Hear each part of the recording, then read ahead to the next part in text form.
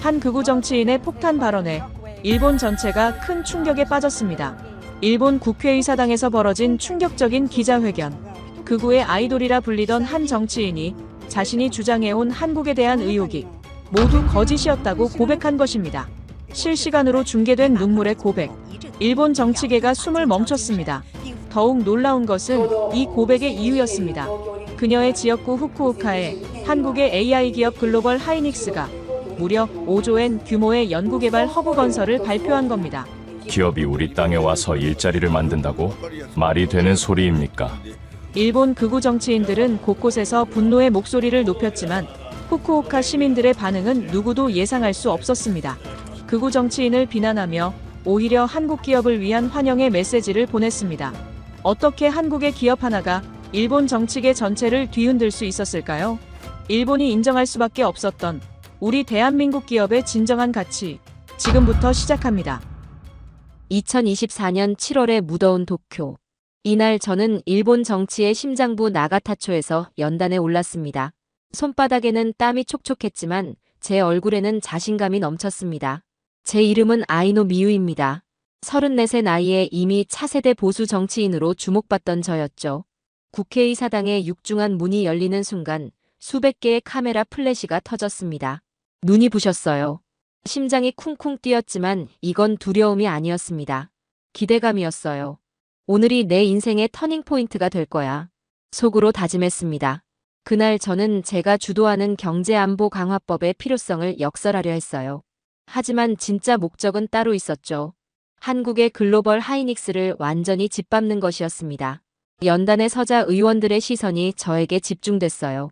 어떤 이는 기대하는 눈빛이었고 어떤 이는 의심스러운 표정이었죠. 저는 깊게 숨을 들이마셨습니다. 그들은 우리 선대가 피땀으로 이룬 기술을 모방해 성장했습니다. 제 목소리가 의사당 전체를 울렸습니다. 달콤하면서도 차가운 목소리로 말이에요. 연단 아래 의원들의 표정이 변하는 게 보였습니다. 어떤 이는 고개를 끄덕였고 어떤 이는 눈을 반짝였어요. 뒷자리에 앉은 고령 의원 한 분이 주먹을 불끈 쥐는 게 보였습니다. 좋은 신호였죠. 이제는 우리의 심장부를 노리고 있습니다. 박수가 터져나왔습니다. 지지자들의 우레와 같은 환호성이 의사당을 가득 메웠어요. 그 순간 저는 완전히 취했습니다. 이 박수 소리, 이 열광적인 지지의 말이죠. 온몸에 전율이 흘렀어요. 이게 바로 권력의 맛이구나 싶었습니다. 그때 저는 계산된 듯 눈가를 살짝 붉혔습니다. 연기가 아니었어요. 할아버지 생각에 진짜로 눈물이 났거든요. 할아버지의 굳은 얼굴이 눈앞에 떠올랐습니다. 존경하는 저의 할아버님도 이런 위협과 싸우다 모함을 당해 쓰러지셨습니다. 목소리를 낮췄습니다. 더 극적인 효과를 위해서였어요. 의사당이 조용해졌습니다. 핀 떨어지는 소리도 들릴 정도로 말이죠. 앞자리에 앉은 여성 의원이 손수건을 꺼내는 게 보였어요. 저는 그 가시밭길을 두려워하지 않겠습니다. 마지막 한마디에 온 힘을 실었습니다. 완벽했어요. 저는 제 자신을 비운의 가문을 짊어진 애국 투사로 포장하는 데 성공했죠. 기립박수가 터져나왔어요. 몇몇 의원들은 눈물까지 닦고 있었습니다. 성공이야. 완벽한 성공이야. 가슴이 벅찼습니다. 연설이 끝나고 의원실로 돌아온 제 얼굴에는 만족스러운 미소가 번졌어요. 거울을 보니 볼이 상기되어 있었습니다. 아드레날린이 온몸을 돌고 있었죠. 보좌관들이 축하 인사를 건넸어요. 의원님, 정말 완벽한 연설이었습니다. 이제 글로벌 하이닉스는 끝장이겠네요. 그래, 이제 글로벌 하이닉스는 끝장이야. 속으로 중얼거렸습니다. 승리를 확신했던 그 순간이었어요. 그런데 보좌관 한 명이 창백한 얼굴로 태블릿을 내밀었거든요. 화면에는 방금 뜬 긴급 속보가 떠 있었습니다. 한국 글로벌 하이닉스, 후쿠오카의 5조 엔 규모, 인공지능 연구개발 허브 건설 공식 발표. 세상이 멈춘 것 같았습니다. 제 미소가 순식간에 얼어붙었어요. 제 연설을 정면으로 조롱하는 듯한 발표였거든요. 분노가 온몸을 타고 올라왔습니다. 아니, 분노보다는 모욕감이었죠. 제가 평생을 준비해온 완벽한 연설이 한순간에 조롱거리가 된 기분이었거든요. 당장 대책회의를 소집하세요. 목소리가 차갑게 나왔습니다. 보좌관들이 벌떼처럼 움직이기 시작했어요. 제 사무실은 거대한 작전 상황실로 변했습니다. 주요 방송사 간부들에게 전화 걸어요. 제 출연 확정 지으세요. 한국 자본의 위험성에 대한 데이터도 준비하고요. 명령이 쏟아져 나왔습니다. 저는 이 싸움을 통해 제 정치적 입지를 반석 위에 올릴 수 있다고 확신했어요. 글로벌 하이닉스가 저에게 도전장을 던졌다면 기꺼이 받아들이겠다는 심정이었죠. 그런데 이상했습니다. 중앙정계에서 예상했던 반응이 나오지 않았어요. 다음 날 아침 뉴스를 보는데 깜짝 놀랐습니다. 제 연설보다 더 큰 화제가 된 사람이 있었거든요. 구릿빛 얼굴에 서글서글한 웃음이 특징인 기타무라 케니치 후쿠오카 현지사였습니다. 도대체 누구야, 이 사람? 저는 처음 보는 얼굴이었어요. 화면 속 기타무라 지사는 지역 방송에 출연해서 작물이라도 설명하듯 구수한 사투리로 말하고 있었습니다. 도쿄의 높은 분들은 숫자에만 밟고 사람 사는 세상은 잘 모르시는 모양입니다. 뭔가 비꼬는 듯한 말투였어요. 그런데 표정은 전혀 악의가 없어 보였죠. 우리 아들, 딸들이 고향을 떠나지 않고도 다닐 수 있는 좋은 일자리가 수천 개나 생긴다는데요. 제 심장이 또다시 쿵 했습니다. 이 사람이 제 발언을 정면으로 반박하고 있었거든요. 이걸 낡아빠진 이념 싸움 때문에 걷어찰 수는 없지 않겠습니까? 낡아빠진 이념 싸움이라고요? 제가 평생을 바쳐 지켜온 신념을 그렇게 표현한다고요? 화가 머리끝까지 올랐습니다. 그런데 더 놀라운 건 시청자들의 반응이었어요. 댓글창이 기타무라 지사를 지지하는 글들로 가득 찼습니다. 지사님 말씀이 맞아요. 일자리가 최우선이죠. 아이노 의원은 너무 관념적이에요.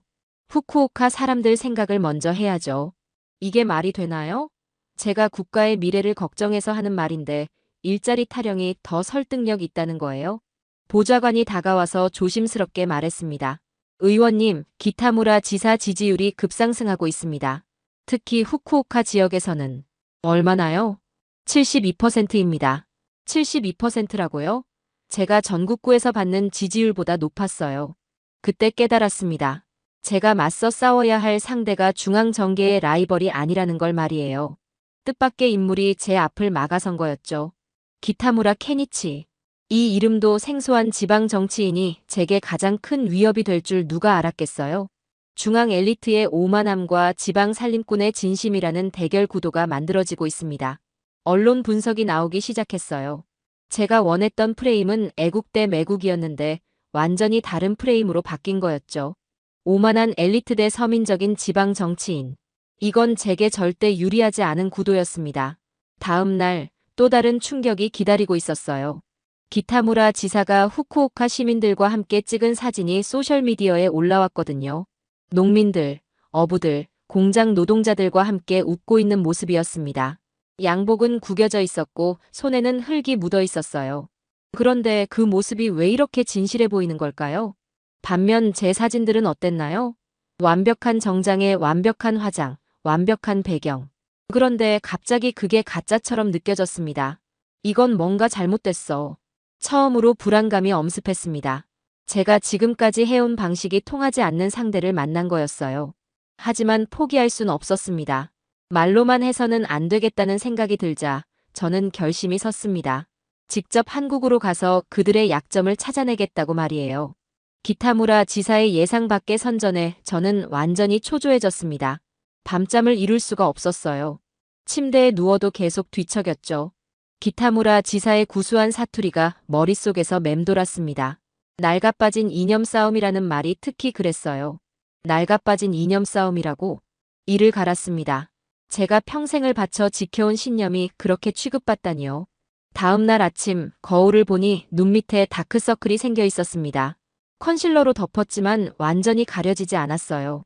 완벽함에 균열이 생기고 있었죠. 파벌 회의에 참석했습니다. 원로 의원들의 표정이 심상치 않았어요. 미유 의원, 상황이 좋지 않네요. 기타무라라는 자가 예상보다 만만치 않습니다. 지방 민심을 등에 업은 그를 단순한 논리만으로는 꺾기 어려워 보이는군요. 원로들의 말 한마디 한마디가 제 가슴에 박혔습니다. 저는 지금까지 실패라는 걸 경험해 본 적이 없었거든요. 하버드 졸업도 정계 입문도 모든 게 순탄했어요. 그런데 이번엔 달랐습니다. 회의실의 차가운 공기가 제 피부를 스쳤어요. 원로들의 시선이 차갑게 느껴졌죠. 의심의 눈빛이었습니다. 이대로는 안 돼.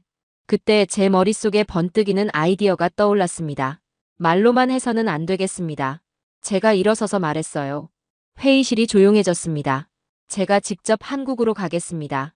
원로들의 눈이 동그래졌어요. 예상치 못한 발언이었거든요.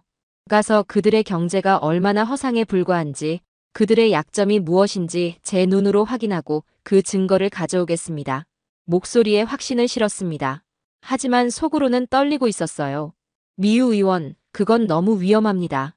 한 원로가 만류했습니다.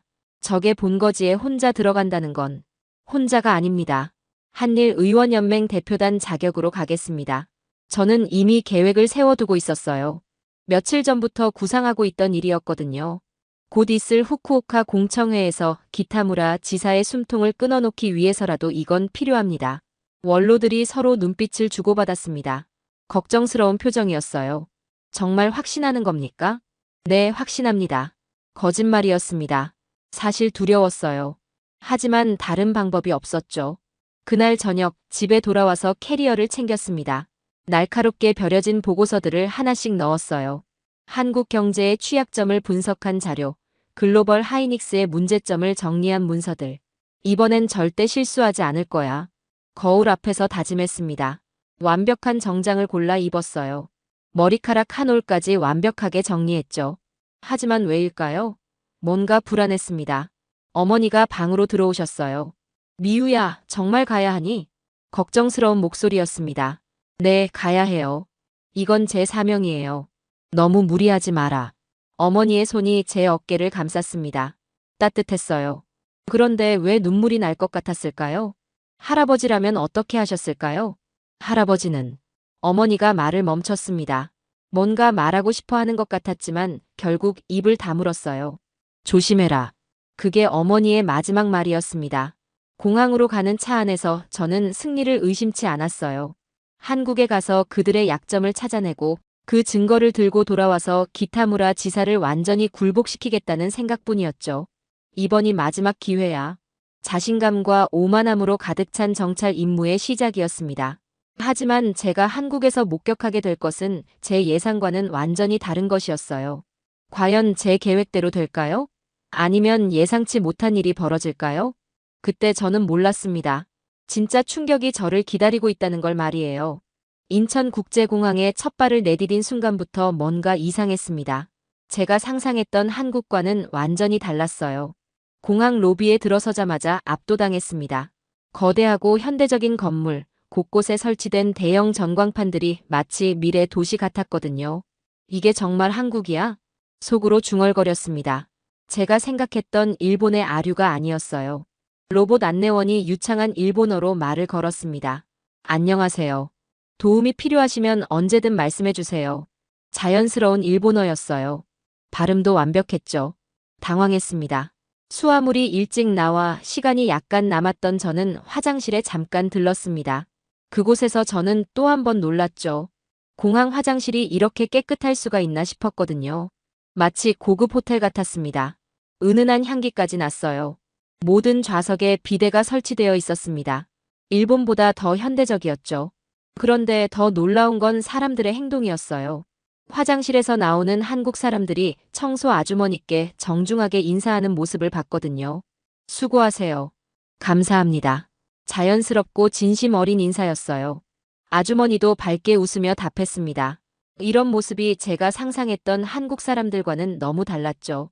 예의 바른 건 일본 문화의 특징이라고 생각했는데 또 하나의 선입견이 무너지는 순간이었습니다. 한국 측 파트너로 나온 젊은 남성 의원을 만났어요. 김서준이라는 분이었는데 놀랍도록 유창한 일본어로 대화를 시작했습니다. 미유 의원님, 만나서 반갑습니다. 오늘 일정에 대해 설명드리겠습니다. 그 순간 제 몸이 긴장했어요. 경계심이 올라왔습니다.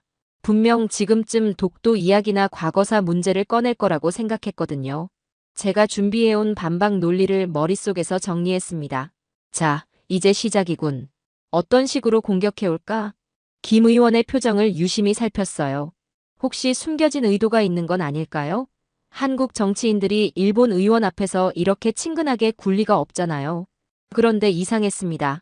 제가 예상했던 한일 과거사 이야기가 전혀 나오지 않았거든요. 5분이 지나도 10분이 지나도 역사 문제는커녕 정치적인 이야기 자체가 나오지 않았어요. 대신 김 의원이 꺼낸 주제는 완전히 다른 것이었습니다. 양국의 인공지능 윤리표준 협력 방안에 대해 논의하고 싶습니다. 뭐라고? 머릿속이 하얗게 변했습니다. 인공지능 윤리표준이라고요? 과거사도 아니고 독도 문제도 아니고 이게 함정인가? 아니면 정말로? 김 의원의 얼굴을 다시 한번 자세히 봤어요. 진심으로 보였습니다. 연기하는 것 같지 않았어요. 정말로 미래 지향적인 협력에만 관심이 있어 보였죠. 제가 준비해온 논리가 한순간에 무력해졌습니다. 상대방이 제가 예상했던 게임을 하지 않고 있었거든요. 마치 권투 경기를 준비했는데 상대방이 체스를 두자고 하는 기분이었어요. 차를 타고 이동하는 동안 창밖 풍경을 봤어요. 서울의 거리는 깨끗했고 질서정연했습니다. 사람들의 옷차림도 세련됐어요. 제가 상상했던 모습과는 너무 달랐죠. 뭔가 잘못됐어. 내가 알고 있던 한국이 아니야. 불안감이 스멀스멀 올라왔습니다. 진짜 충격은 판교 테크노밸리에서 시작됐어요. 유리로 된 비현실적인 디자인의 건물들이 하늘을 찌를 듯 솟아 있었습니다. 젊은 개발자들이 목에 사원증을 두르고 한 손에 커피를 든 채 자유롭게 토론하며 지나다녔어요. 모든 게 활기차고 역동적이었죠. 한 스타트업을 방문했습니다. 대표가 28살의 남성이었어요. 이준호라는 분이었는데 자신감이 넘쳤습니다. 저희가 개발한 메타버스 기술을 보여드리겠습니다. 거대한 스크린에 가상현실 세계가 펼쳐졌어요. 정말 놀라웠습니다. 기술 수준이 제가 생각했던 것보다 훨씬 높았거든요. 이 기술로 전 세계 사용자들과 실시간으로 소통할 수 있습니다. 이준호 대표가 웃으며 설명했어요. 그런데 그 다음 말이 제 심장에 박힌 유리 파편 같았습니다. 저희의 경쟁 상대는 도쿄가 아니라 실리콘밸리예요. 뭐라고요? 일본의 소재 기술은 여전히 존경하지만 솔직히 더 이상 저희의 목표점은 아니거든요. 목표점이 아니라고요? 일본이? 머리가 띵했습니다. 제가 평생을 바쳐 싸우려 했던 상대가 저희를 이미 뛰어넘었다는 뜻인가요? 저희는 이미 미국, 유럽 시장에 진출해 있어요. 다음 목표는 중동과 아프리카입니다. 이준호 대표의 말이 계속 이어졌습니다. 하지만 저는 더 이상 집중할 수 없었어요. 이게 말이 돼? 속으로 되뇌었습니다. 제가 알고 있던 한국은 일본을 따라잡으려고 애쓰는 나라였어요. 그런데 이들은 이미 일본을 돌아보지도 않고 미래를 향해 달려가고 있었습니다. 점심시간에 만난 또 다른 기업인도 비슷한 말을 했어요. 한일 관계요? 물론 중요하죠. 하지만 저희는 글로벌 시장에 더 집중하고 있어요. 과거의 문제들보다는 미래의 협력이 더 의미 있다고 생각합니다. 과거의 문제라고요? 제가 그토록 중요하게 여겼던 역사 문제를 그렇게 가볍게 말한다고요? 저녁에 호텔로 돌아와서 거울을 봤어요. 제 얼굴이 창백해져 있었습니다. 손이 떨렸어요. 내가 뭘 하고 있는 거지? 처음으로 의문이 들었습니다. 제가 평생을 바쳐 싸워온 적이 정말 적이었을까요? 아니면 제가 혼자 가상의 적과 싸우고 있었던 건 아닐까요? 그날 밤 잠이 오지 않았어요. 천장을 바라보며 하루 종일 본 것들을 되새겼습니다. 첨단 기술, 자신감 넘치는 젊은이들, 미래를 향한 비전. 제가 상상했던 한국과는 완전히 다른 모습이었어요. 처음으로 제 완벽한 세계에 균열이 가기 시작했습니다. 작은 균열이었지만 그 틈새로 의문이 스며들기 시작했어요.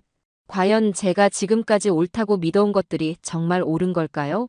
혼란스러운 마음을 안고 저는 급히 귀국행 비행기에 올랐습니다. 곧장 후쿠오카로 가서 기타무라 지사와의 공청회에서 완벽한 승리를 거둬야 했어요. 비행기 안에서도 계속 생각했습니다. 한국에서 본 것들이 자꾸 머릿속에 떠올랐거든요. 첨단 기술, 미래를 향한 비전, 그리고 무엇보다 일본을 더 이상 의식하지 않는 듯한 여유로운 자신감. 아니야. 분명 함정이 있을 거야. 스스로를 다독였습니다.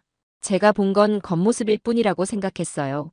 후쿠오카 공청회장에 도착했을 때 이미 수백 명의 시민들이 모여 있었습니다. 뜨거운 열기가 느껴졌어요.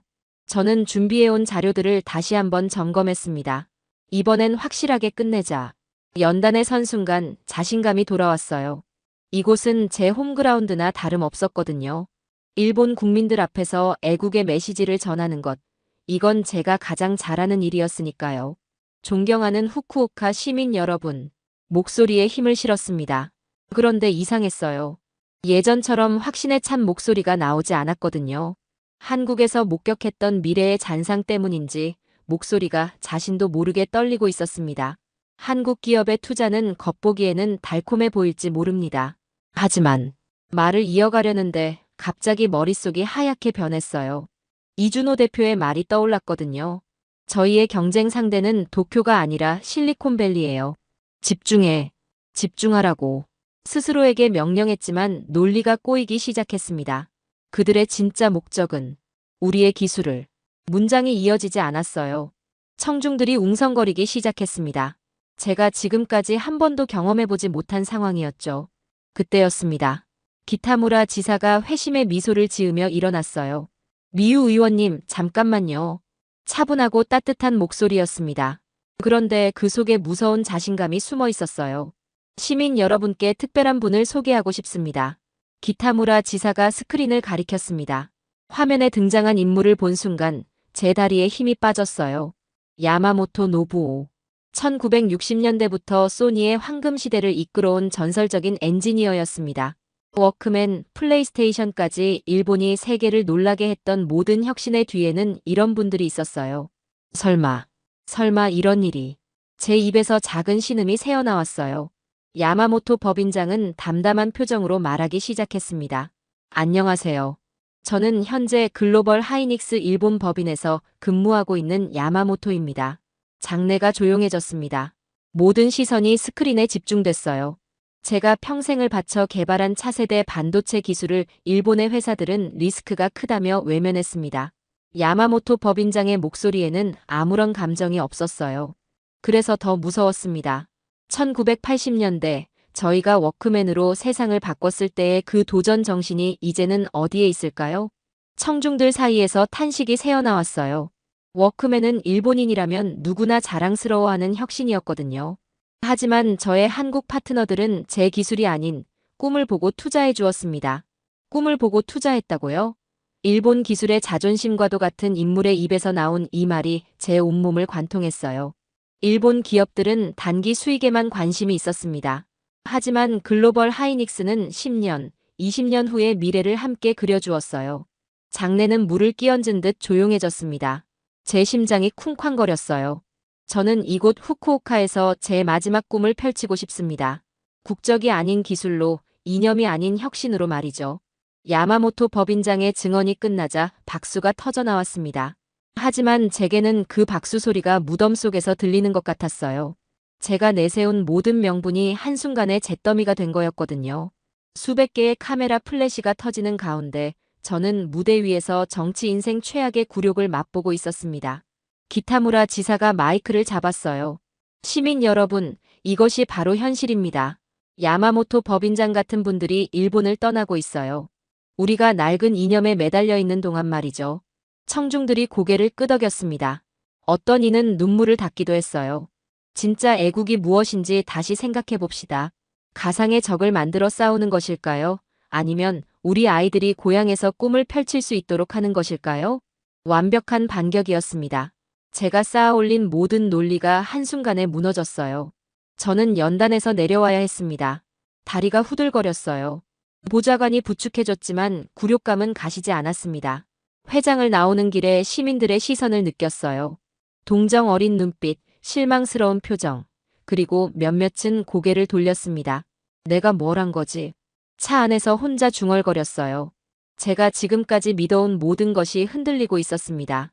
그날 밤 뉴스에서는 제 참패가 대서특필됐어요. 아이노 미유 의원, 후쿠오카에서 완패 기타무라 지사의 완벽한 승리. 그때 저는 모든 것을 잃었다고 생각했습니다. 하지만 진짜 충격은 아직 시작되지도 않았어요. 과연 어떤 시련이 절 기다리고 있는 걸까요? 육장 무너지는 성역, 가족. 모든 것을 잃었다고 생각한 저는 주말, 도쿄 외곽의 본가로 향했습니다. 기차 안에서 창밖을 바라보며 생각했어요. 유일한 안식처이자 제 신념의 뿌리인 그곳에서 위로받고 싶었거든요. 할아버지의 사진이 걸린 거실, 어머니의 따뜻한 차, 그리고 무엇보다 제가 옳다고 말해줄 가족들의 목소리. 집에 가면 괜찮아질 거야. 스스로를 달랬습니다. 현관문을 열고 들어서는데 평소와 다른 분위기였습니다. 할머니가 거실에 앉아 계셨는데 제 얼굴을 보자마자 고개를 돌리셨어요. 할머니, 저 왔어요. 인사를 드렸지만 대답이 없었습니다. 차가운 침묵만이 흘렀어요. 할머니? 다시 불러봤지만 할머니는 여전히 등을 돌리고 계셨습니다. 그리고는 낮고 쓸쓸한 목소리로 말씀하셨어요. 너는 내 할아버지처럼 잊지도 않은 적과 싸우느라 인생을 낭비하고 있구나. 잊지도 않은 적이라고요? 할아버지처럼이라고요? 무슨 말씀이세요? 묻고 싶었지만 할머니의 차가운 분위기에 말이 나오지 않았어요. 부엌에서 어머니를 찾았습니다. 어머니는 설거지를 하고 계셨는데 제 발소리를 듣고도 돌아보지 않으셨어요. 어머니, 왔구나. 짧은 대답이었습니다. 평소 저를 보면 환하게 웃으시던 어머니의 모습이 아니었어요. 어머니, 저 좀 힘들어요. 솔직하게 말했습니다. 후쿠오카에서의 참패, 흔들리는 신념, 모든 게 무너져 내리는 것 같다고요. 그때 어머니가 설거지하던 손을 멈추셨습니다. 천천히 돌아보시는데 제가 본 적 없는 표정이었어요. 슬프면서도 단호한 표정이었죠. 미우야. 어머니의 목소리가 떨렸습니다. 이제 그만하렴. 그만하라고요? 뭘 그만하라는 거죠? 어머니가 한 발짝 다가오셨어요. 평생 자신의 의견 한 번 제대로 말한 적 없던 어머니가 처음으로 제 앞을 막아섰습니다. 내 할아버지의 스캔들은 정치 공작이 아니었어. 세상이 멈춘 것 같았습니다. 어머니가 뭐라고 하신 거죠? 그저 한 인간의 약함이었을 뿐이야. 한 인간의 약함이라고요? 할아버지의 숭고한 희생이 약함이라고요? 어머니, 무슨 말씀을? 우리는 그분의 명예라는 감옥 속에서 평생을 살았어. 어머니의 목소리가 점점 커졌습니다. 수십 년간 억눌러왔던 감정이 터져나오는 것 같았어요. 너까지 그 감옥에 갇히게 할 순 없어. 감옥이라고요? 할아버지의 명예가 감옥이라고요? 다리에 힘이 빠졌습니다. 벽에 기대야 했어요. 미우야, 넌 진실을 알 권리가 있어. 어머니가 다가왔습니다. 눈에는 눈물이 고여 있었어요. 할아버지는 정말로 부정한 돈을 받으셨어. 한국 기업들이 성장하는 걸 보고 불안해하셨던 거야. 그래서 그만해요. 제가 소리쳤습니다. 듣고 싶지 않았어요. 미우야. 어머니도 목소리를 높이셨습니다. 제가 태어나서 처음 들어보는 어머니의 큰 소리였어요. 그 거짓말 때문에 우리 가족이 얼마나 고생했는지 아니? 아버지는 평생 그 짐을 지고 살다가 돌아가셨어. 나도 그 비밀을 지키느라 얼마나 힘들었는지. 어머니가 흐느끼기 시작하셨습니다. 수십 년간 참아왔던 눈물이 한꺼번에 쏟아져 나왔어요. 더 이상은 안 돼. 너만큼은 진실을 알고 살아야 해. 제 온몸이 떨렸습니다. 어머니의 고백은 제 마지막 보루마저 무너뜨렸어요. 할아버지의 숭고한 희생, 제가 평생을 바쳐 지켜온 신념, 아이노 가문의 명예. 그 모든 것이 거짓말이었다는 건가요? 안 돼요. 안 된다고요. 저는 어머니를 밀치고 거실로 뛰어갔습니다. 할아버지의 사진을 바라봤어요. 굳건하고 카리스마 넘치는 그 얼굴. 말이 안 돼. 할아버지가 그럴 리 없어. 하지만 어머니의 눈물은 거짓말이 아니었어요. 수십 년간 쌓인 고통과 괴로움이 그 눈물 속에 다 담겨 있었거든요. 그 순간 깨달았습니다. 이제 저는 기댈 곳 하나 없는 완전한 고립 상태에 빠진 거였어요. 정치적으로도 실패했고 이제 가족마저 저를 외면하고 있었습니다. 과연 제게 남은 것은 무엇일까요? 공허한 눈으로 집안을 헤매던 제 발걸음은 수십 년간 굳게 닫혀있던 할아버지의 서재 앞에서 멈췄습니다. 어머니의 충격적인 고백 이후 저는 마치 유령처럼 집 안을 돌아다니고 있었어요. 머릿속이 텅 비어 있는 것 같았습니다. 제가 평생을 바쳐 믿어온 모든 것이 흔들리고 있었거든요. 서재 문 앞에 서니 어린 시절이 떠올랐습니다. 할아버지 생전에도 이 방은 늘 잠겨 있었어요. 할아버지의 중요한 것들이 있으니까 들어가면 안 된다고 어머니가 말씀하셨죠. 그런데 지금은 달랐습니다. 문고리를 돌리니 쉽게 열렸어요. 들어가도 될까? 잠시 망설였지만 이미 모든 게 무너진 상황에서 더 잃을 게 있을까 싶었습니다. 서재 안은 먼지 냄새가 났어요. 오랫동안 사람의 손길이 닿지 않은 공간이었죠. 책장에는 정치학 서적들이 빼곡히 꽂혀 있었고 벽에는 할아버지의 젊은 시절 사진들이 걸려 있었습니다. 그런데 뭔가 이상했어요. 사진 속 할아버지의 표정이 제가 기억하던 것과 달랐거든요. 자신감 넘치는 모습이 아니라 어딘지 불안해 보였습니다. 책상 서랍을 열어봤어요. 첫 번째, 두 번째 서랍에는 별다른 게 없었습니다. 그런데 맨 아래 서랍에 작은 금고가 있었어요. 금고의 비밀번호는 제 생일이었습니다. 1990년 4월 15일. 할아버지가 저를 얼마나 아꼈는지 보여주는 대목이었죠. 딸깍. 금고가 열렸습니다. 안에는 가죽 장정의 낡은 일기장이 들어있었어요. 일기장.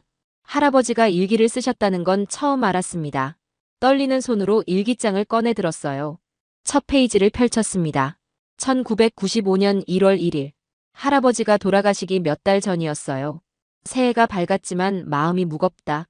한국 기업들의 성장 속도가 예상보다 빠르다. 이대로 가면 우리 지역 산업이 위험할지도 모른다. 평범한 걱정이었습니다. 하지만 페이지를 넘길수록 내용이 달라졌어요. 2월 15일. 다나카 건설로부터 제안을 받았다. 5억 엔이라는 거액이다. 하지만 이건 옳지 않다. 어떻게 해야 할까? 5억 엔이라고요? 다나카 건설이라고요? 손이 더욱 떨렸습니다. 계속 읽어내려갔어요. 3월 1일. 결국 받기로 했다. 가족들을 위해서라고 스스로를 합리화하고 있지만 사실은 두려워서다. 한국에 밀려 모든 걸 잃을까봐 무서워서다. 3월 20일. 언론에서 냄새를 맡기 시작했다. 어떻게 이런 일이 벌어진 건지. 모든 게 무너져 내리고 있다. 제 심장이 쿵쾅거렸어요. 이건 제가 알던 할아버지가 아니었습니다. 4월 5일. 더 이상 버틸 수 없다. 하지만 그냥 무너질 수는 없다. 아이노 가문의 명예를 지켜야 한다. 방법을 찾았다. 방법을 찾았다고요? 어떤 방법을요? 마지막 페이지를 넘겼습니다. 그곳에는 제가 상상도 못한 내용이 적혀 있었어요. 나의 죄는 무겁다. 하지만 이 죄를 애국의 재단에 바칠 수만 있다면 나는 죄인이 아닌 순교자가 될 것이다. 순교자라고요? 한국의 공작이라는 이야기를 퍼뜨리면 사람들은 나를 불쌍한 희생자로 기억할 것이다.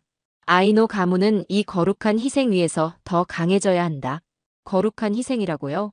이게 거룩한 희생이라고요? 일기장이 손에서 떨어졌습니다. 제 다리에 힘이 빠져 바닥에 주저앉았어요. 자신이 믿고 싸워왔던 모든 것이 할아버지의 탐욕과 비겁함이 만들어낸 거대한 거짓말이었음을 깨달은 순간이었습니다. 할아버지는 애국자가 아니었어요. 그저 자신의 부패를 숨기기 위해 한국을 희생양으로 삼은 겁쟁이였습니다. 그리고 저는 그 거짓말 위에서 제 인생을 낭비해온 거였어요. 소리 없이 눈물이 흘렀습니다. 분노도 아니고 슬픔도 아닌 그냥 공허한 눈물이었어요. 내가 뭘 한 거지? 지금까지 내가 뭘 한 거지?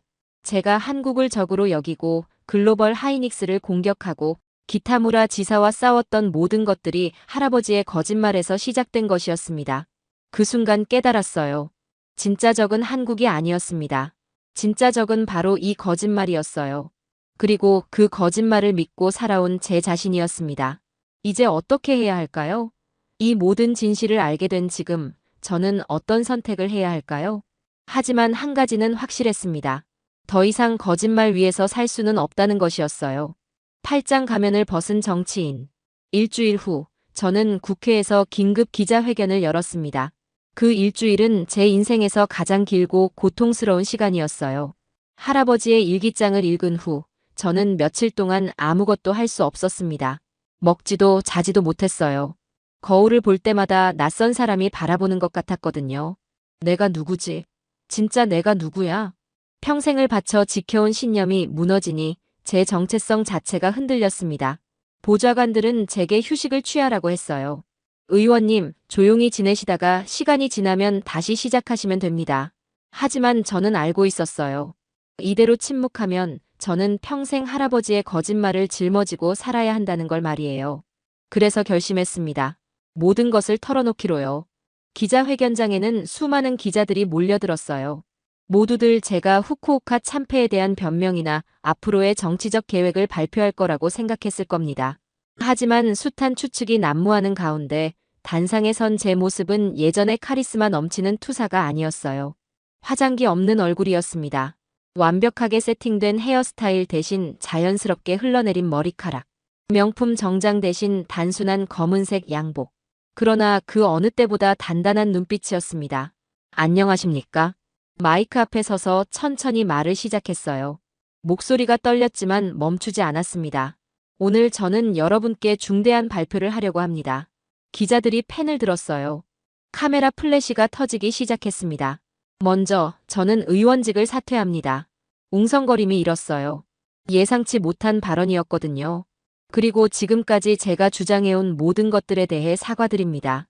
이번엔 기자회견장이 조용해졌습니다. 모두가 다음 말을 기다리고 있었어요. 제가 평생을 바쳐 쌓아온 한국 위협론은 거짓이었습니다. 수백 개의 카메라 플래시가 동시에 터졌어요. 기자들이 술렁거리기 시작했습니다. 제 할아버지의 스캔들은 한국의 정치 공작이 아니었습니다. 할아버지 본인의 부정부패였어요. 더 큰 소동이 일었습니다.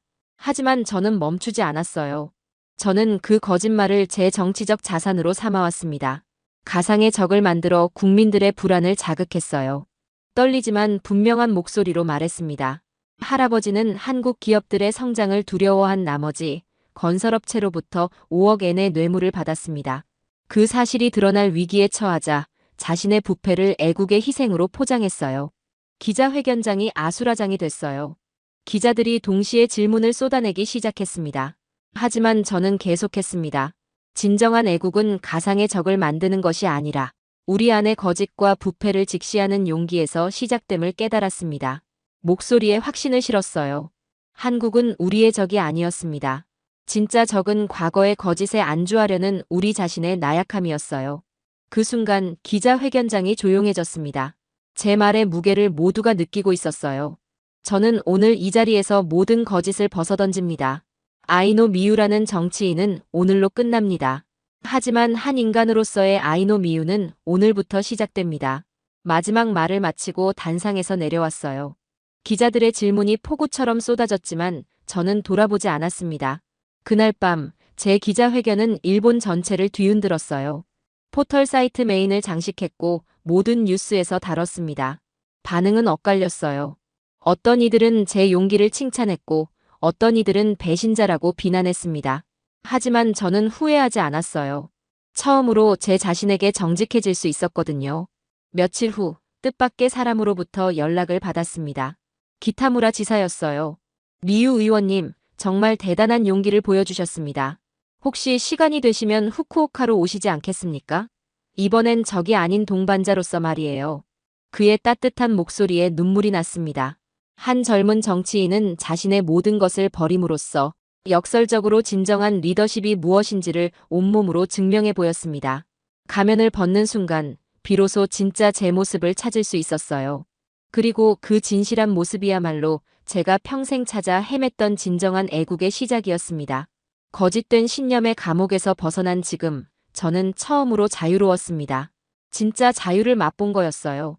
유럽이 발칵 뒤집혔습니다. 러시아의 위협에 맞서 영국 국방부가 진행한 대규모 정밀 유도폭탄 확보 프로젝트. 영국 정부가 미국도, 독일도, 프랑스도 아닌 한국산 유도탄을 선택했기 때문입니다. 세계 최고라고 자부하던 유럽의 첨단 군사기술이 아시아의 작은 나라 대한민국이 개발한 유도폭탄 KGB 앞에서 맥없이 흔들리자 전세계 방산업계는 충격에 빠졌습니다. 영국 정부는 과거 한국이 사거리를 과장했거나 단순히 저렴한 가격으로 승부를 걸었다고 발언한 것을 사과하며 실전에서 적 방공망 밖에서 가장 정확하게 목표물을 타격한 무기는 오직 KGB였다는 반응을 보였습니다. 도대체 무슨 일이 있었던 걸까요? 유럽의 자존심을 무너뜨리며 세계 유도폭탄 시장의 판도를 바꾼 한국산 유도폭탄 KGB의 숨겨진 위력. 지금 시작합니다. 안녕하세요. 저는 엘리자베스 켈러입니다.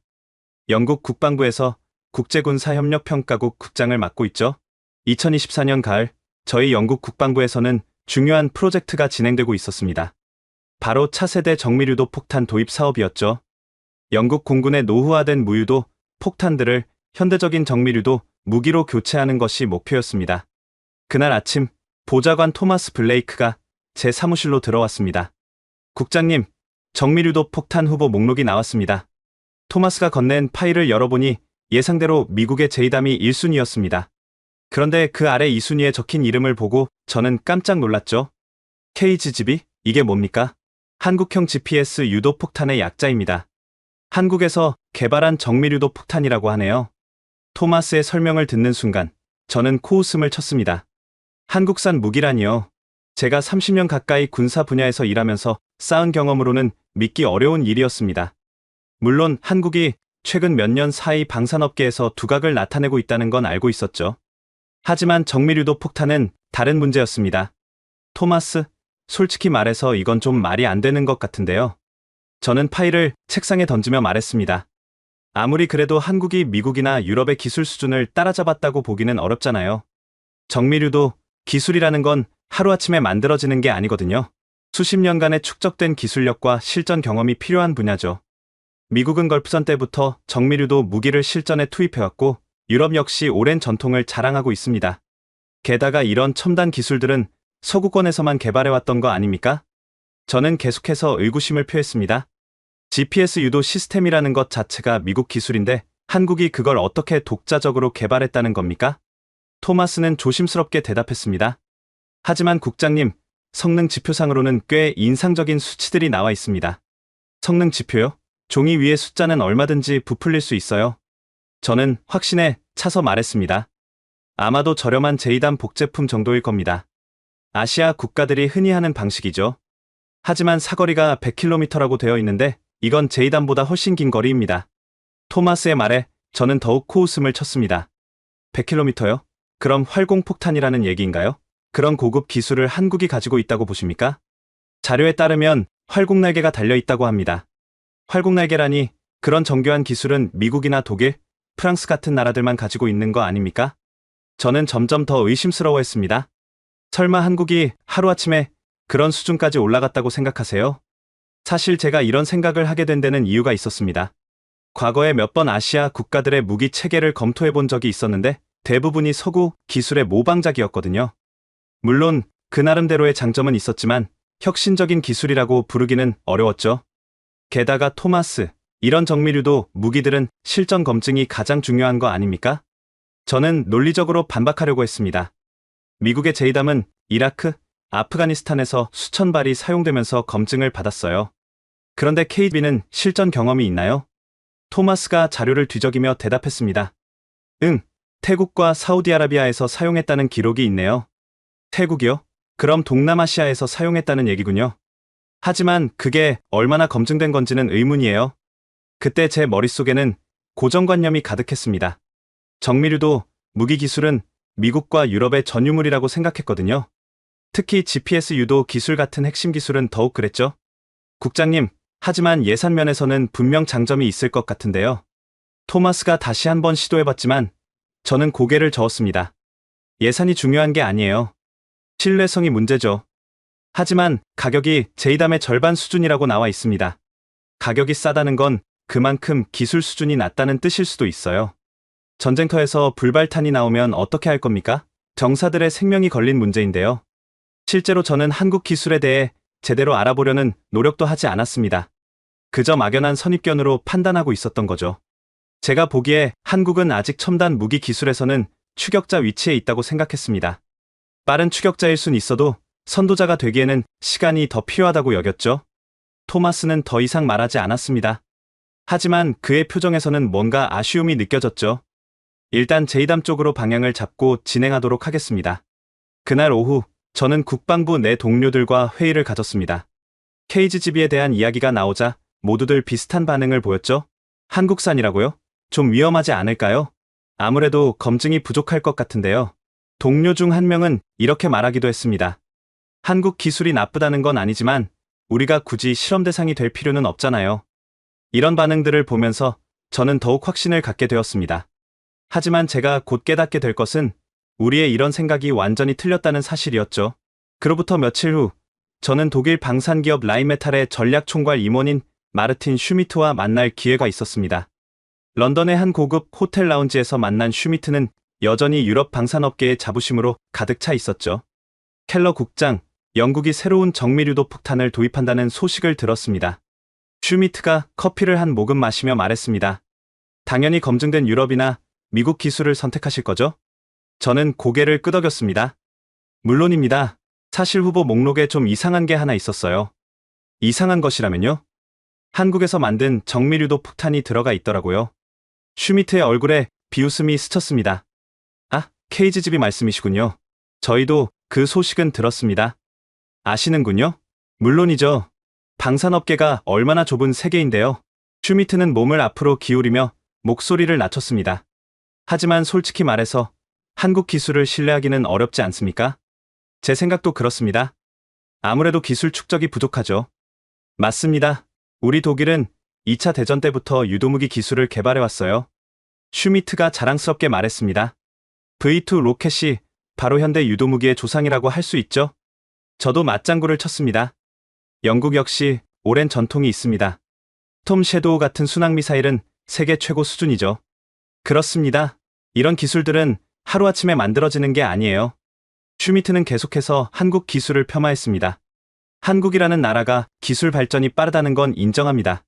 하지만 정밀유도 무기는 차원이 다른 문제죠. 특히 신뢰성 측면에서는 더욱 그렇죠. 정확합니다. 전쟁터에서 한 발이라도 오작동하면 어떻게 됩니까? 슈미트가 고개를 저었습니다.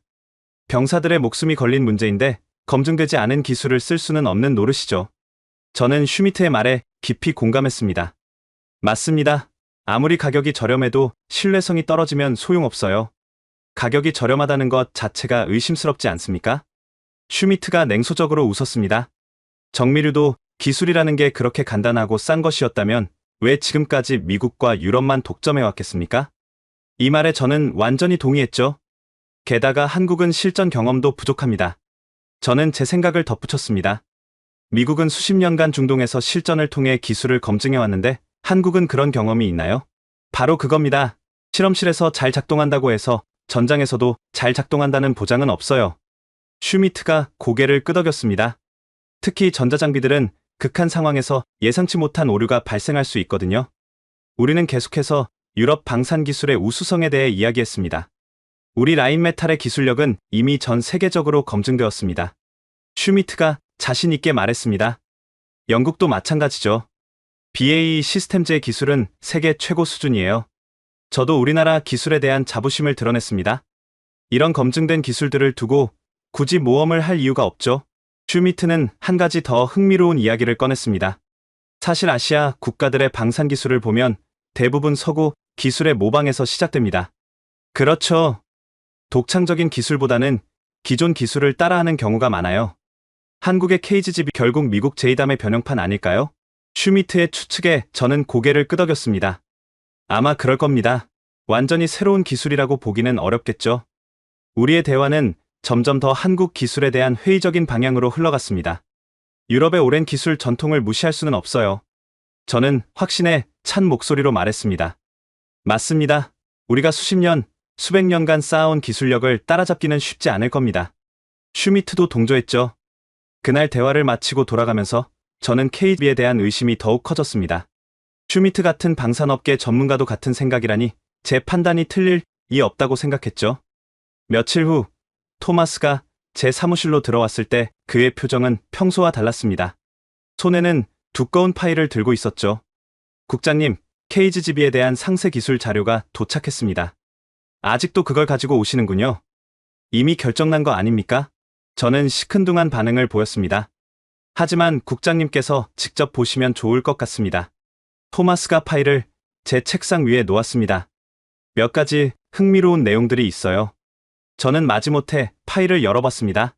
첫 페이지에 나온 구성도를 보는 순간 눈썹이 올라갔죠. 이게 뭡니까? 조종사용 단말기라고 되어 있네요. 네, 그런데 이게 정말 특이한 방식입니다. 토마스가 설명을 시작했습니다. 조종사가 직접 들고 타는 터치스크린 장비라고 합니다. 저는 의심스러운 표정으로 자료를 계속 살펴봤습니다. 잠깐, 이해가 안 되는데요. 무엇이 말입니까? 보통 정밀유도 폭탄을 운용하려면 항공기 자체에 복잡한 시스템 통합이 필요하잖아요. 제 목소리에는 의구심이 가득했습니다. 제이담만 해도 전투기 컴퓨터와 연동하려면 얼마나 복잡한 작업이 필요한데? 토마스가 다음 페이지를 넘겨주었습니다. 바로 그게 KGGB의 특징이라고 합니다. 페이지에는 무선 통신 방식에 대한 설명이 자세히 나와 있었죠. 별도의 항공기 개조 없이 사용할 수 있다고 되어 있네요. 저는 점점 더 의아해했습니다. 이게 정말 가능한 일인가요? 조종사의 단말기와 폭탄이 직접 무선으로 통신한다고 합니다. 토마스가 자세히 설명했습니다. 그래서 기존 전투기에 그대로 장착할 수 있다는 거죠. 이 부분에서 저는 잠시 당황했습니다. 이런 방식이라면 영국 공군의 노후 전투기들도 바로 사용할 수 있다는 의미였거든요. 하지만 이런 방식이 안전할까요? 저는 여전히 의심스러워했습니다. 전파 간섭이나 해킹 위험은 없고요. 암호화 통신을 사용한다고 되어 있습니다. 토마스가 대답했습니다. 게다가 여기 보시면 다음 페이지에는 더욱 놀라운 내용이 있었습니다. F4나 F5 같은 구형 전투기도 사용할 수 있다는 설명이었죠. 이건 말이 안 됩니다. 저는 자료를 다시 한번 꼼꼼히 살펴봤습니다. 1960년대, 70년대 전투기가 21세기 정밀유도 폭탄을 쓸 수 있다고요? 심지어 해상 초계기도 사용할 수 있다고 나와 있습니다. 토마스의 설명에 저는 고개를 저었습니다. P3 오라이언 같은 비무장 항공기 말입니까? 네, 물리적으로 폭탄을 장착할 수만 있다면 어떤 항공기든 사용 가능하다고 합니다. 이 말을 듣고 저는 완전히 혼란스러워졌습니다. 다음 페이지에는 KGG 개발 배경에 대한 설명이 나와 있었습니다. 북한의 장사정포에 대응하기 위해 개발되었다는 내용이었죠. 북한 장사정포요? 저는 이 부분에서 약간의 관심을 보였습니다. 갱도형 진지에 숨어있는 포를 공격하기 위해서라고 하네요. 그래서 경로 변경이 가능하도록 설계되었다고 합니다. 토마스가 자료를 가리키며 설명했습니다. 북쪽으로 날아가다가 다시 남쪽으로 돌아서 갱도 입구를 타격할 수 있다는 거죠. 이런 설명을 들으면서도 저는 여전히 회의적이었습니다. 하지만 이런 것들이 모두 이론상의 이야기일 수도 있지 않습니까? 실제로는 제대로 작동하지 않을 수도 있고요. 토마스가 또 다른 페이지를 보여주었습니다.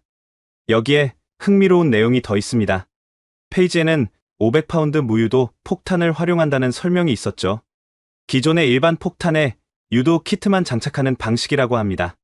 그럼 폭탄 자체는 새로 만들 필요가 없다는 얘기군요. 저는 이 부분에서 약간 놀랐습니다. 맞습니다. 그래서 비용이 훨씬 저렴하다는 거죠. 토마스의 설명에 저는 잠시 생각에 잠겼습니다.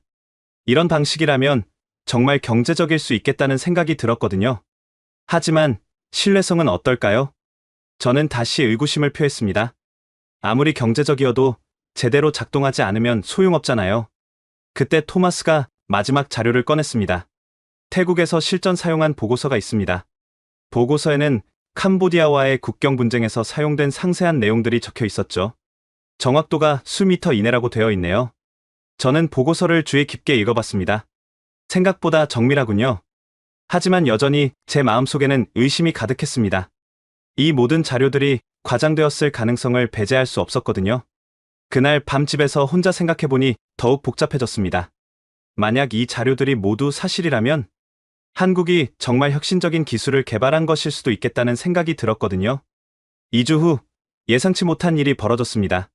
상부에서 갑작스럽게 현장 검증 지시가 내려온 것이죠. 국장님, 태국 공군기지로 출장을 가셔야 할 것 같습니다. 토마스가 급하게 제 사무실로 들어왔습니다. KGGB 실물을 직접 확인해보라는 지시입니다. 저는 깜짝 놀랐습니다. 갑자기 왜요?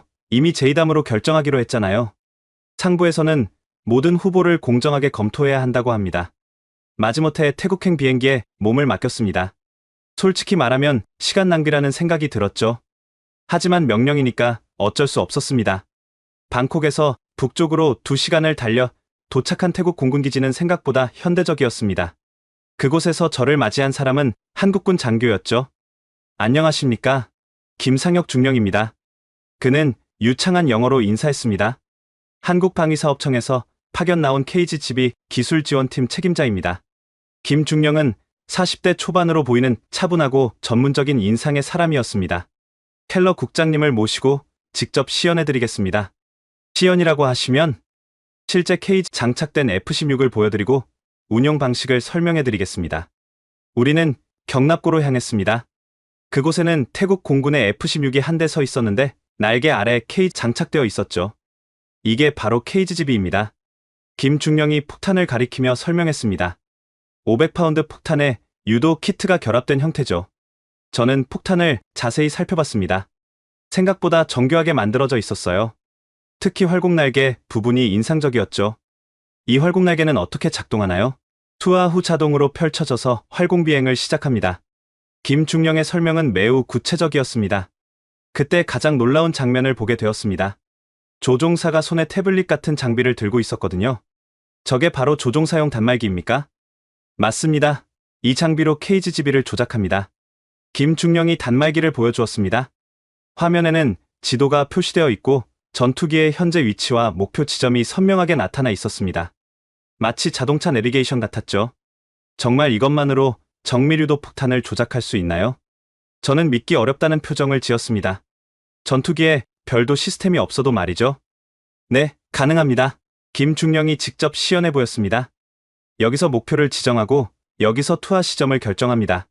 화면을 터치하자 즉시 반응이 나타났습니다. 예상 비행 경로와 명중 확률까지 실시간으로 계산되어 표시되었죠. 이건 정말 놀랍네요. 저는 솔직한 감탄을 표했습니다.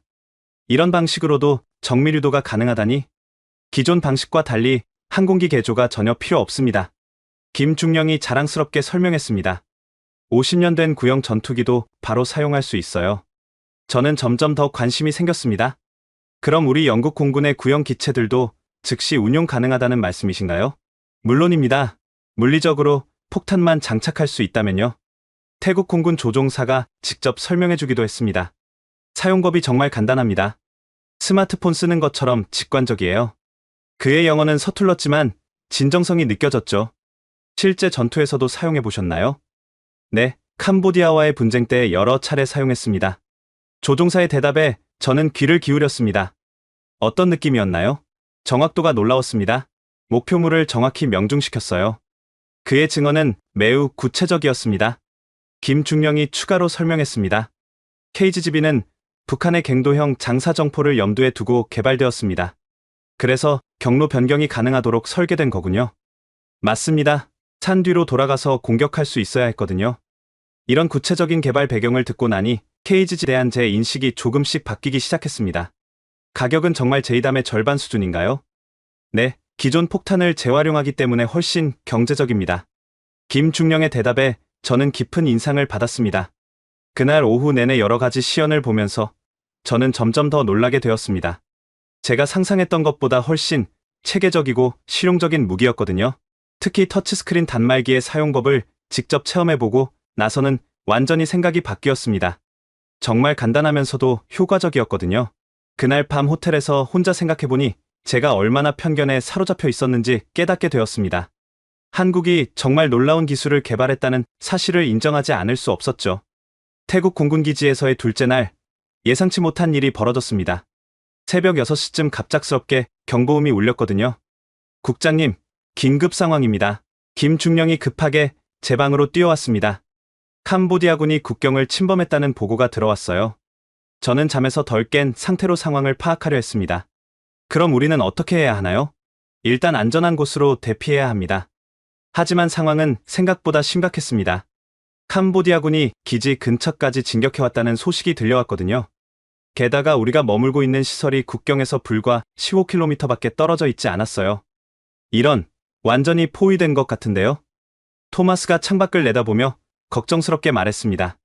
저쪽에서 연기가 나고 있어요. 김중령이 무전기로 상황을 확인했습니다. 캄보디아군이 국경을 5km나 넘어왔습니다. 5km요? 그럼 여기까지 오는데 몇 시간이면 충분하겠네요. 태국군이 반격 준비를 하고 있습니다. 김중령이 진정시키려 했지만 저는 불안했습니다. 반격이라고 하면 어떤 방식으로 말입니까? KGB를 사용해서 캄보디아군 거점을 타격할 예정입니다.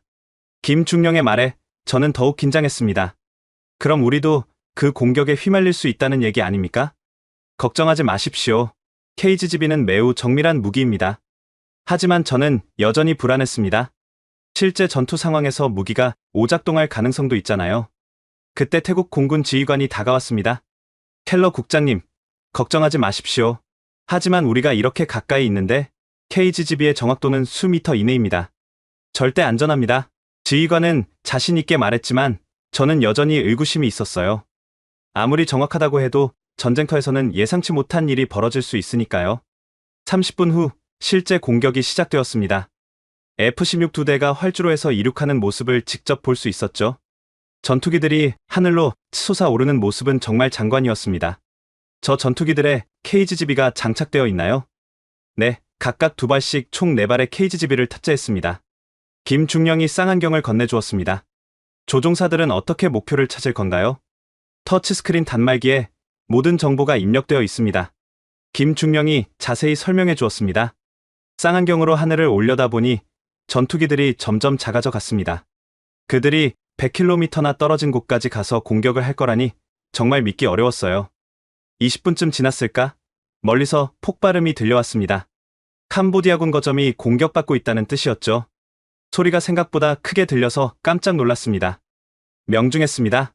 무전기에서 조종사의 흥분된 목소리가 들려왔습니다. 1차 목표물 완전 파괴 확인. 저는 이 상황을 믿을 수 없었습니다. 정말 100km나 떨어진 거리에서 정확히 목표를 맞췄다는 거잖아요. 제이담도 그 정도 거리에서는 사용할 수 없는데 말이죠. 정말 그렇게 정확한 겁니까? 직접 확인해 보시겠습니다. 김중령이 드론 영상을 태블릿으로 보여주었습니다. 화면에는 완전히 파괴된 캄보디아군 진지가 나타났습니다. 건물 한가운데에 정확히 명중한 흔적이 선명했죠. 주변 건물들은 거의 손상되지 않은 채로 남아 있었어요. 이건 정말 놀랍습니다. 저는 솔직한 감탄을 금할 수 없었습니다. 이 정도 정확도라면 민간인 피해도 최소화할 수 있겠네요. 바로 그겁니다. 김중령이 자랑스럽게 말했습니다. 부차적 피해를 최소화하는 것이 현대전의 핵심이거든요. 두 번째 공격이 시작되었습니다. 이번에는 좀 더 복잡한 목표였어요. 산악 지형에 숨어있는 캄보디아군 포병 진지였거든요. 저런 곳도 정확히 타격할 수 있나요? KG집이 바로 그런 목표를 위해 개발된 무기입니다. 김중령의 설명에 저는 더욱 관심이 생겼습니다. 몇 분 후 두 번째 폭발음이 들려왔습니다. 2차 목표물도 명중. 조종사의 보고가 들려왔죠. 그런데 세 번째 공격에서 정말 놀라운 장면을 목격했습니다. 드론 영상을 통해 KG집 목표물 근처에서 갑자기 방향을 바꾸는 것을 본 거예요. 저게 뭡니까? 폭탄이 방향을 바꾸고 있는데요. 경로 변경 기능입니다. 김중령이 흥미진진하게 설명했습니다. 조종사가 마지막 순간에 더 정확한 목표를 발견했나 봅니다. 그런 게 가능한 거였나요? 네, KGGB만의 독특한 기능입니다. 정말 신기했습니다. 폭탄이 공중에서 스스로 판단해서 경로를 바꾸다니요. 이런 기술이 정말 가능한 거였구나 싶었습니다. 마지막 네 번째 공격도 성공적으로 끝났습니다. 모든 목표물이 정확히 파괴되었고 캄보디아군은 급히 퇴각하기 시작했어요. 정말 대단하네요. 저는 진심으로 감탄했습니다. 네 발 모두 명중이라니. KGGB의 명중률은 95% 이상입니다. 김중령이 자랑스럽게 말했습니다. 실전에서도 이미 여러 차례 검증되었거든요. 그날 오후 위험이 완전히 해제된 후 김중령과 조용한 곳에서 대화를 나눴습니다. 중령님, 저는 오늘 정말 큰 충격을 받았습니다. 어떤 면에서 말씀이십니까? 솔직히 말하면 저는 한국 기술을 전혀 믿지 않았어요. 저는 부끄러운 고백을 했습니다. 아시아 국가의 기술은 아직 서구에 미치지 못한다고 단정했거든요. 김중령은 이해한다는 듯 고개를 끄덕였습니다.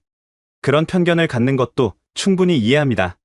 하지만 오늘 제가 직접 본 것은 정말 충격적이었어요. KGGB는 우리가 10년 넘게 심혈을 기울여 개발한 무기입니다. 김중령의 목소리에는 깊은 자부심이 담겨 있었습니다. 북한의 실질적인 위협에 대응하기 위해 온 국력을 집중했거든요. 저는 그제서야 한국의 특수한 상황을 이해하게 되었습니다. 분단 국가로서 실제 전쟁 위험에 노출되어 있기 때문에 이론보다는 실용성에 집중할 수밖에 없었던 거죠. 정말 죄송합니다. 저는 진심으로 사과했습니다. 제가 너무 오만하고 편견에 사로잡혀 있었네요. 영국으로 돌아온 저는 완전히 다른 사람이 되어 있었습니다. 태국에서의 경험이 제 모든 고정관념을 뿌리째 흔들어 놓았거든요. 토마스, KGGB에 대한 모든 자료를 다시 검토해주세요. 국장님, 무슨 일이 있었나요? 완전히 달라지신 것 같은데요. 제가 정말 큰 실수를 할 뻔했어요. 저는 태국에서 겪은 모든 일을 토마스에게 자세히 설명했습니다. 실제 전투 상황에서 목격한 KG 놀라운 성능, 네발 2명중시킨 정확도, 그리고 경로 변경까지 가능한 첨단 기술에 대해서 말이죠. 정말 그 정도였습니까? 토마스도 놀란 표정이었습니다. 100km 거리에서 그런 정확도를 보였다고요? 직접 보지 않았다면 저도 믿지 못했을 겁니다. 저는 여전히 흥분 상태였습니다. 특히 마지막 순간에 경로를 바꾸는 장면은 정말 충격적이었어요. 그렇다면 이제 KGB를 진지하게 고려해 보시겠다는 말씀인가요? 고려가 아니라 적극 추진해야 합니다. 제 확신에 찬 대답에 토마스는 깜짝 놀랐습니다.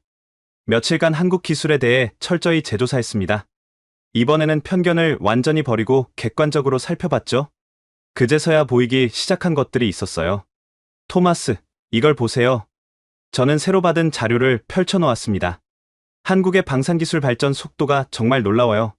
자료를 보니 한국이 지난 20년간 이룬 기술적 성과들이 대단했습니다. K9 자주포는 전 세계에서 가장 많이 수출되는 자주포가 되었고, KAI 수리온 헬기는 독자 기술로 개발한 중형 헬기였어요. 그리고 KF-9 전투기는 아시아에서 최초로 독자 개발한 4.5세대 전투기였죠. 이 모든 걸 20년 만에 해냈다는 게 믿어집니까? 저는 정말 놀랐습니다. 1990년대만 해도 한국은 무기를 수입에만 의존했는데, 특히 북한이라는 현실적 위협 때문에 실용성에 특화된 기술을 개발했다는 점이 인상적이에요. 토마스도 자료를 꼼꼼히 살펴보더군요. 이론보다는 실전에 집중한 결과겠죠. 제가 가장 놀란 부분은 KG 개발 철학이었습니다. 기존 폭탄을 재활용하여 비용을 절반으로 줄이면서도 별도 항공기 개조 없이 사용할 수 있게 만든 발상이 정말 혁신적이었거든요. 이런 접근법은 서구권에서는 생각하기 어려웠을 거예요. 저는 감탄했습니다. 우리는 항상 처음부터 새로 만드는 것만 생각했는데 기존 자산을 최대한 활용하면서 성능을 끌어올리는 방식이군요. 토마스도 한국의 개발 철학에 깊은 인상을 받았습니다. 더 놀라운 사실도 발견했습니다. 한국 공군이 보유한 1200여 발의 무유도 폭탄을 모두 정밀유도 폭탄으로 바꿀 수 있다는 것이었어요. 이런 경제성은 다른 어떤 무기도 따라할 수 없는 장점이었죠. 우리 영국 공군도 비슷한 상황입니다. 저는 갑자기 깨달았습니다. 수백 발의 무유도 폭탄을 보유하고 있는데 이걸 모두 정밀유도 폭탄으로 바꿀 수 있다면 엄청난 비용 절약이 가능하겠네요. 토마스도 동의했습니다. 그때 한 가지 더 중요한 사실을 발견했습니다. KG집이 단순히 제이담의 모방품이 아니라 완전히 다른 개념의 무기라는 것이었죠. 활공날개로 인한 장거리 타격 능력, 경로 변경 기능, 그리고 별도 시스템 통합 없이 사용 가능한 터치스크린 방식. 저는 하나하나 나열해봤습니다. 이 모든 것이 제이담에는 없는 독창적인 기술이에요. 게다가 북한의 갱도형 진지라는 특수한 목표를 염두에 둔 설계도 독특합니다. 토마스가 덧붙였습니다. 산 뒤로 돌아가서 공격하는 발상은 정말 창의적이에요. 저는 점점 더 KGB에 매료되었습니다. 하지만 동시에 제 자신에 대한 부끄러움도 커졌죠. 제가 얼마나 오만했는지 모르겠어요. 저는 솔직하게 털어놓았습니다. 한국 기술을 제대로 살펴보지도 않고 무시했으니까요. 하지만 이제라도 깨달으신 게 다행입니다. 토마스가 위로해 주었습니다. 아직 늦지 않았어요. 그날 저녁, 저는 혼자 사무실에 남아 한국의 다른 무기 시스템들도 자세히 살펴봤습니다. 천무다연장 로켓은 사거리와 정확도에서 세계 최고 수준이었고, 현무 미사일은 북한의 핵시설을 정확히 타격할 수 있는 능력을 갖추고 있었어요. 해성 함대함 미사일은 이미 여러 나라에 수출될 정도로 검증된 무기였죠. 이 모든 걸 왜 진작 알아보지 못했을까? 저는 깊이 자책했습니다. 특히 한국이 실전 경험을 바탕으로 무기를 개발한다는 점이 인상적이었습니다. 6.25 전쟁, 베트남 전쟁, 그리고 지속적인 북한의 도발 속에서 축적된 경험이 고스란히 무기 개발에 반영되었더군요. 이론적 완벽함보다는 실전에서의 효과를 추구하는군요. 저는 한국 방산업의 특징을 정리해봤습니다. 그래서 이렇게 실용적인 무기들이 나올 수 있었던 거구나. 다음날 아침, 저는 중요한 결정을 내렸습니다. KGB 도입을 적극 추진하기로 한 것이죠. 토마스, 상부에 보고서를 올려주세요. 어떤 내용으로 말입니까? KGB 우리 영국 공군에 가장 적합한 선택이라고 쓰세요. 토마스는 깜짝 놀랐습니다. 정말 그렇게 하시겠습니까? 네, 제가 직접 확인한 결과입니다. 더 이상 망설일 이유가 없어요. 며칠 후, 저는 다시 마르틴 슈미트와의 회의 자리에 앉아 있었습니다. 이번에는 독일 라인메탈 본사에서 열린 정식 회의였죠. 슈미트는 여전히 자신만만한 표정으로 저를 맞이했습니다. 켈러 국장, 영국의 최종 결정은 어떻게 되었습니까? 그 전에 먼저 말씀드릴 게 있습니다. 저는 차분하게 입을 열었습니다. 지난번 만났을 때 우리가 나눈 대화를 기억하시나요? 물론입니다. KGB에 대한 우려를 함께 나누었죠. 슈미트가 웃으며 대답했습니다. 바로 그 점에 대해서 말씀드리고 싶습니다. 저는 준비해온 자료를 테이블 위에 펼쳤습니다. 저는 직접 태국에 가서 KGB를 확인해봤습니다. 슈미트의 표정이 약간 굳어졌습니다. 아, 그러셨군요. 어떠셨습니까? 제가 완전히 틀렸다는 것을 깨달았습니다. 회의실의 분위기가 갑자기 차가워졌습니다. 슈미트를 비롯한 독일 측 참석자들이 모두 당황한 표정을 지었거든요. 무슨 말씀이신지 KGB 제가 생각했던 것과 완전히 달랐습니다. 저는 확신에 찬 목소리로 말했습니다. 실전에서 4발 모두 정확히 명중시키는 것을 직접 목격했습니다. 설마 그런 성능이? 슈미트가 말을 잇지 못했습니다. 저는 태국에서 촬영한 영상을 보여주었습니다. KGGB가 100km 거리에서 정확히 목표물을 타격하는 장면이었죠. 특히 경로를 변경하며 갱도형 진지를 정밀 타격하는 모습은 정말 인상적이었습니다. 이런 기술이 정말 가능한 겁니까? 독일 측 기술진 중 한 명이 놀라며 물었습니다. 활공날개로 사거리를 늘리면서도 이런 정확도를 유지한다니? 그뿐만 아닙니다. 저는 계속해서 설명했습니다. 별도의 항공기 개조 없이 바로 사용할 수 있다는 점이 가장 혁신적이었어요. 슈미트의 얼굴이 점점 어두워졌습니다. 하지만 켈러 국장, 신뢰성 문제는 어떻습니까? 신뢰성이야말로 KG 가장 큰 장점입니다. 저는 자신 있게 대답했습니다. 실전에서 이미 여러 차례 검증되었고 명중률이 95%를 넘습니다. 그런 수치가 정말 믿을 만한 겁니까? 제가 직접 확인했습니다. 저는 단호하게 말했습니다. 더 이상 추측이나 편견으로 판단할 수 없는 문제예요. 슈미트가 다른 각도로 공격해왔습니다. 하지만 유럽의 오랜 기술 전통을 무시할 수는 없지 않습니까? 기술 전통도 중요하지만 혁신이 더 중요합니다. 저희 대답에 회의실이 조용해졌습니다. 한국은 실제 위협에 대응하면서 실용적인 기술을 개발했어요. 그래서 이론보다는 실전 효과에 집중할 수 있었던 거죠. 독일 측에서 마지막 시도를 해봤습니다. 그래도 가격만으로 무기를 선택하는 건 위험하지 않을까요? 가격이 싸다고 해서 성능이 떨어지는 게 아닙니다. 저는 KGG 경제성에 대해 자세히 설명했습니다. 기존 폭탄을 재활용하는 방식이기 때문에 비용을 절약할 수 있는 거예요. 그러면서도 성능은 오히려 기존 무기들보다 뛰어납니다. 슈미트가 마지막으로 물었습니다. 그렇다면 영국의 최종 결정은? KGGB 도입을 적극 추진하겠습니다. 제 선언에 독일 측 전원이 충격을 받았습니다. 그들은 당연히 유럽 기술이 선택될 것이라고 생각했거든요.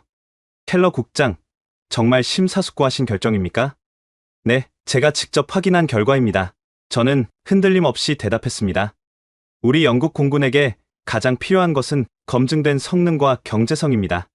그리고 KG 바로 그 조건을 모두 만족시켜주는 무기예요.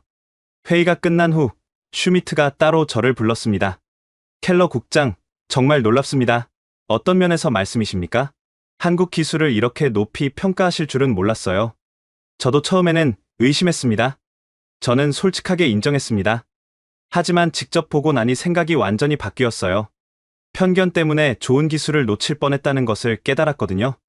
슈미트도 마지못해 인정했습니다. 아시아 국가들의 기술 발전 속도가 정말 놀랍긴 합니다. 이제는 우리도 겸손해져야 할 때인 것 같네요. 그날 저녁 호텔에서 저는 중요한 결심을 했습니다.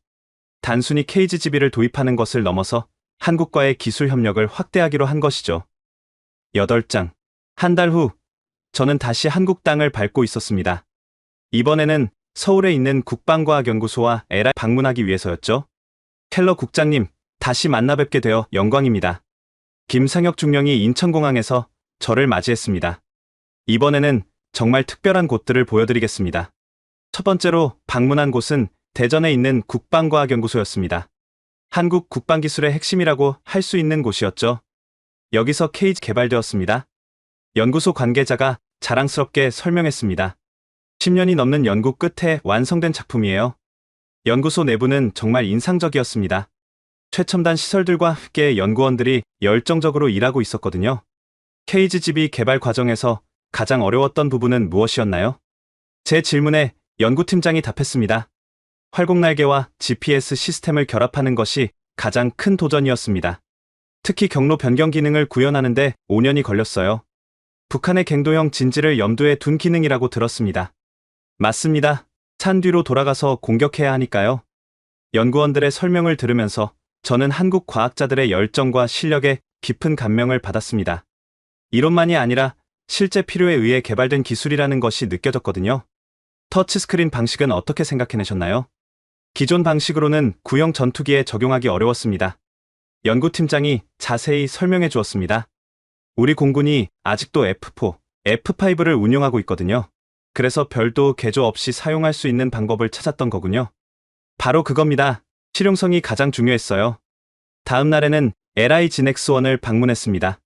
KGG 실제 생산하는 곳이었죠. 여기서 연간 몇 발이나 생산할 수 있나요? 현재 설비로는 연간 200발 정도 가능합니다. 공장장이 설명해 주었습니다. 하지만 필요하다면 생산량을 늘릴 수 있어요. 품질 관리는 어떻게 하시나요? 모든 부품을 개별적으로 검사합니다. 생산 라인을 둘러보면서 저는 한국의 제조 기술 수준에 놀랐습니다. 정밀하고 체계적인 공정이 인상적이었거든요. 불량률은 어느 정도입니까? 0.1% 미만입니다. 이런 품질 수준이라면 충분히 신뢰할 만했어요. 마지막 날, 김중령과 조용한 카페에서 대화를 나눴습니다. 중령님, 이번 방문으로 많은 것을 배웠습니다. 어떤 부분이 가장 인상적이셨나요? 한국 연구진들의 실용적 접근법이 놀라웠어요. 저는 솔직한 감상을 말했습니다. 이론보다는 실제 필요에 집중하는 모습이 인상적이었습니다. 우리는 선택의 여지가 없었습니다. 김중령이 진지하게 말했습니다. 북한의 위협이 현실이니까요. 그래서 더욱 실용적인 무기가 나올 수 있었던 거군요. 맞습니다. 전쟁은 이론이 아니라 현실이거든요. 저는 그동안의 제 행동에 대해 진심으로 사과했습니다. 중령님, 처음 만났을 때 제가 너무 오만했습니다. 한국 기술을 무시한 것에 대해 정말 죄송하게 생각해요. 김중령은 너그럽게 웃었습니다. 이해합니다. 누구나 가질 수 있는 편견이에요. 중요한 건 이제 이해해 주신다는 거죠. 앞으로는 한국을 진정한 파트너로 생각하겠습니다. 제 말에 김중령이 고마워했습니다. 영국과 한국의 협력이 더욱 발전하기를 바랍니다. 한국을 떠나기 전날 밤, 저는 호텔 방에서 깊은 생각에 잠겼습니다. 이번 경험이 제게 얼마나 큰 깨달음을 주었는지 되돌아봤거든요. 편견이라는 것이 얼마나 무서운지 깨달았습니다. 좋은 기술을 제대로 평가하지 못하게 만들고 더 나아가 상호 불신까지 초래할 수 있으니까요. 영국으로 돌아간 후 저는 언론 인터뷰를 요청했습니다. 제 경험을 공개적으로 나누고 싶었거든요. 국장님께서는 처음에 한국 기술에 회의적이셨다고 들었습니다. 기자의 질문에 저는 솔직하게 답했습니다. 네, 부끄럽게도 편견을 가지고 있었습니다. 하지만 직접 확인해본 결과는 어떠셨나요? 완전히 제 생각이 바뀌었습니다. 저는 확신에 찬 목소리로 말했습니다. 한국의 KGGB는 세계 최고 수준의 무기입니다. 그리고 앞으로 영국과 한국의 방산 협력을 더욱 확대할 예정입니다. 인터뷰 기사가 나간 후 많은 반응이 있었습니다. 처음에는 의외라는 반응이 많았지만 점차 긍정적으로 바뀌어갔어요. 6개월 후 영국과 한국 간의 KGGB 정식 도입 계약이 체결되었습니다. 계약 체결식에서 저는 다시 한번 감회가 새로웠습니다. 이 계약은 단순한 무기 도입을 넘어서는 의미가 있습니다. 저는 체결식 연설에서 말했습니다. 두 나라 간의 진정한 기술 파트너십의 시작입니다. 그리고 저는 마지막으로 이렇게 덧붙였습니다. 편견을 버리고 열린 마음으로 바라볼 때 우리는 더 큰 가능성을 발견할 수 있습니다. 한국의 KG 바로 그것을 증명해준 사례라고 생각합니다. 지금 돌이켜보면 그때의 경험이 제 인생에서 가장 큰 전환점이었던 것 같습니다. 편견을 버리고 진실을 받아들이는 용기, 그리고 실수를 인정하고 개선해 나가는 자세의 중요성을 깨달았거든요. KGGB는 단순한 무기가 아니라 저에게 소중한 깨달음을 준 선물이었습니다.